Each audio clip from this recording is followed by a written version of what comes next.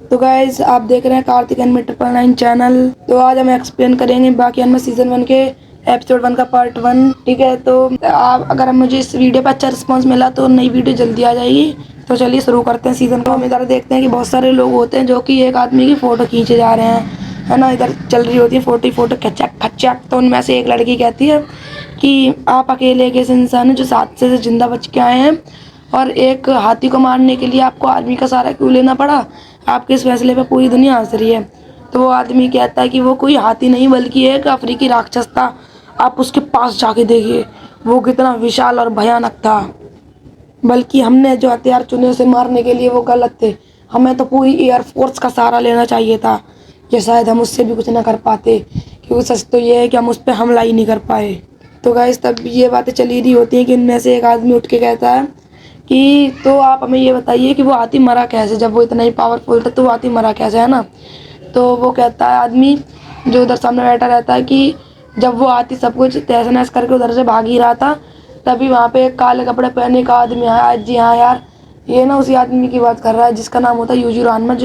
तो फिर वो लोग कहते हैं कि इस बात पे दुनिया भरोसा करेगी, लोग यकीन करेंगे। तो वो आदमी कहता है कि कोई यकीन करे ना करे, जो मैंने देखा वो मैंने बता दिया, और आखिर कोई यकीन करे भी कैसे। अगर मैं आपकी जगह होता तो मैं भी भरोसा नहीं करता। ठीक है, फिर हमें इस कहानी का मेन कैरेक्टर बाकी हानमा दिखाया जाता है, जो कि उधर एक मेंटोस को पकड़ रहा होता है अपनी ट्रेनिंग के लिए, ठीक है, अपनी प्रैक्टिस के लिए। और फिर वहाँ पे हमें एक बच्चा दिखाया जाता है जो कि उधर खड़ा होता है।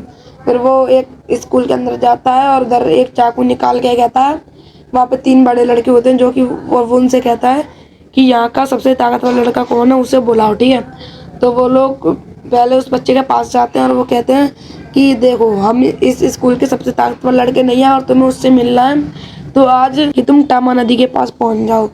तो फिर वो लड़का फिर वहाँ पे पहुँच जाता है और उसके साथ 2-3 बच्चे और होते हैं। उन्हीं ने उसे फोर्स किया होता है कि जाओ और ऐसा करो, सबसे पावरफुल लड़के से लड़के दिखाओ। फिर हम देखते हैं कि सामने से बाकी हानमा आ रहा है। ठीक है, तो वो लड़का देख के कहता है अच्छा तो ये है यहाँ का सबसे ताकतवर लड़का। तो फिर बाकी हानमा आता है और आके वो अपनी एकदम से जो उसने टी शर्ट पहनी होती है उसे वो उतारता है। फिर बाकी हानमा अपने मसल से एकदम से फ्लेक्स कर ही रहा होता है कि फिर वो लड़का देख के क्या चाकू निकालता अपने जल्दी से और देख के कहता है कि ये लड़का सही में इतना बड़ा है, मैंने सोचा नहीं था। ऐसे वो सोच ही रहा था, चाकू निकाल लेता। फिर बाकी कहता है क्या तुम्हें तैरना आता। तो वो लड़का कहता है हाँ थोड़ा बहुत।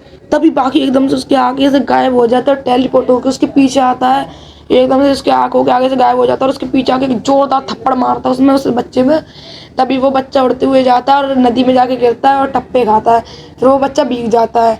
फिर वो बच्चा उस नदी से बाहर निकल के आता है और फिर बाकी उससे हाथ मिलाता है। फिर वो दोनों हाथ मिला लेते हैं और उनमें दोस्ती हो जाती है। फिर वो उस दरी नदी के किनारे बैठे रहते हैं और वो आपस में बातें कर ही रहे होते हैं कि उनके पीछे एकदम से एक आदमी खड़ा हो जाता है आके। तो वो बाकी देखता है और कहता है ओ स्ट्रैटम, आप यहाँ क्या कर रहे हैं। तो वो स्ट्रैटम कहता है कि तुम में और तुम्हारे डैडी यूजिरो हानमा में लड़ाई होने वाली है। तो बाकी कहता है कि ये तो हर घर की कहानी है और तुम्हें हमारे आपसी मामले में टांग अड़ाने की ज़रूरत नहीं है। तो वो कहता है स्ट्रैटम जाते वहाँ से जाने लगता है और कहता है कि मैं इस मामले में अपनी टांग जरूर अड़ाऊंगा, क्योंकि तुम दोनों में जो लड़ाई होगी वो किसी 2 देशों की लड़ाई से कम नहीं है। फिर गाइस यहीं पे हमारा ये पार्ट 1 खत्म हो जाता है। तो आई होप ये आपको अच्छा लगा होगा। प्लीज़ गाइस, और मैं टारगेट करता हूँ 50 लाइक्स का।